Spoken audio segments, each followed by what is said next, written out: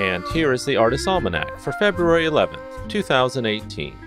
It's the birthday of the greatest inventor of the modern era, Thomas Alva Edison, born on this day in 1847 in Milan, Ohio. Edison developed countless devices that greatly influenced life around the world, including the phonograph, the motion picture camera, and the long-lasting and practical electric light bulb. Edison holds 1,093 U.S. patents to his credit, but more significant was the widespread impact of his inventions. Electric light and power utilities, sound recording, and motion pictures all established major new industries worldwide. Edison's inventions contributed to mass communication, and in particular telecommunications. These included a stock ticker, a mechanical vote recorder, a battery for an electric car, electric power, recorded music and motion pictures. Edison developed a system of electric power generating and distribution to homes, businesses, and factories, perhaps the most crucial development of the modern industrialized world. After only a few months of entering his formal education, Edison was expelled from grade school for, as his teacher stated, mental deficiencies, and was famously homeschooled by his mother, who was a teacher by training. In a 1907 interview, Edison had this to say about it. "One day I overheard the teacher tell the inspector that I was addled, and it would not be worthwhile keeping me in school any longer. I was so hurt by this last straw that I burst out crying and went home and told my mother about it. Then I found out what a good thing a good mother is. She came out as my strong defender. Mother love was aroused, mother pride wounded to the quick.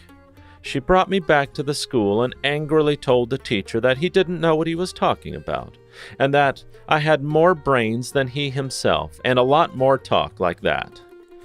In fact, she was the most enthusiastic champion a boy ever had, and I determined right then that I would be worthy of her and show her that her confidence was not misplaced."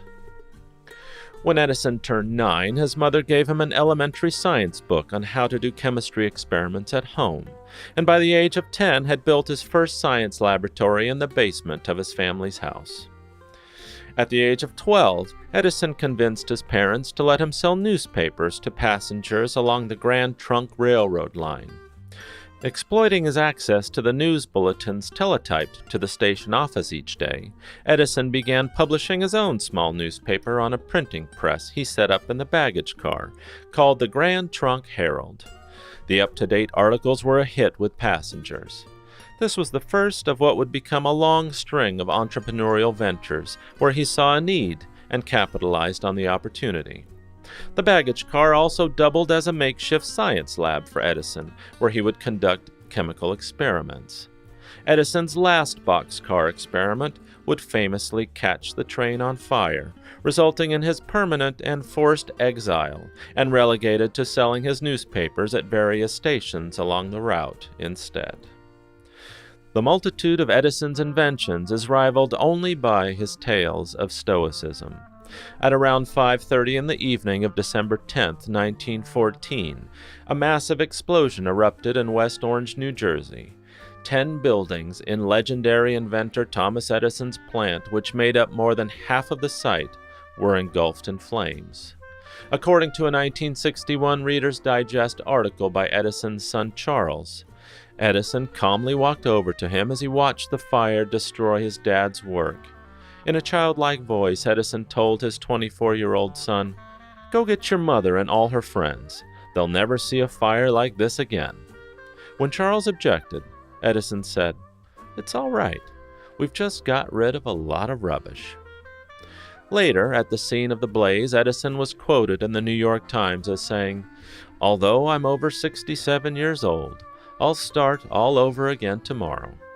To do great things, we need to be able to endure tragedy and setbacks. We've got to love what we do and all that it entails, good and bad. We have to learn to find joy in every single thing that happens.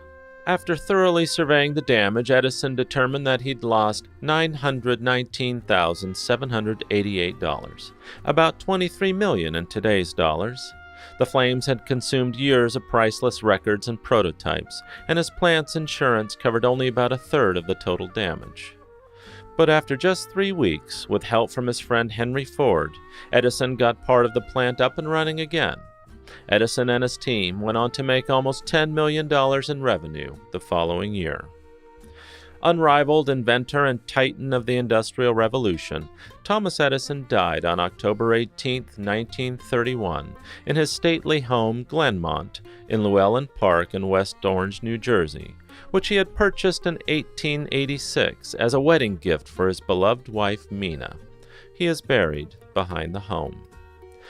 Many of Edison's quotes are famously inspirational and speak to what is good and just in all of us, particularly to the ideas of the American work ethic in its best and most noble embodiment.